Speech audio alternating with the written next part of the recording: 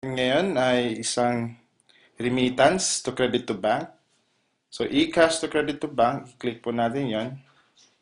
And then, maghuhulog po tayo sa BDO, sa account po ni Sir Rodel. So, ilalagay po natin yung pangalan niya.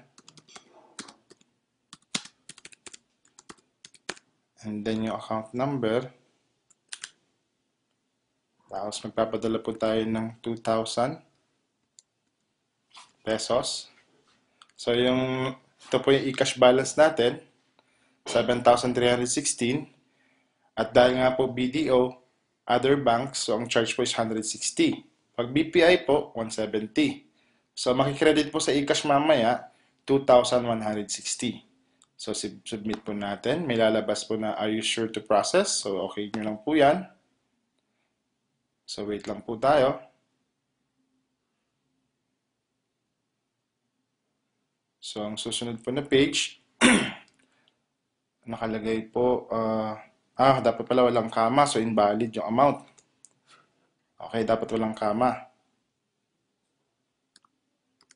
Okay, so ganyan po yung tama. Tapos check po yung account number. Always double check the bank name. So BDO po tayo. Account number. Then continue. Okay, are you sure to process?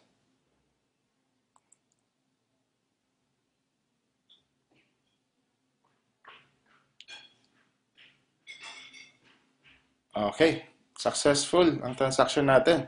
So, susunod po natin is i-click po itong transaction report para po ma-download natin. So, ito na po yung transaction report. Yan na po, lumabas. So, nakapagpadala po tayo sa account number ni Sir Rodel. Realica, 2,000 pesos. So, ang halaga po, ang total kanina, 2,160 kasi 160, yun ang bank charge sa kayong charge, yung subcharge. So, ganun lang po kasimple.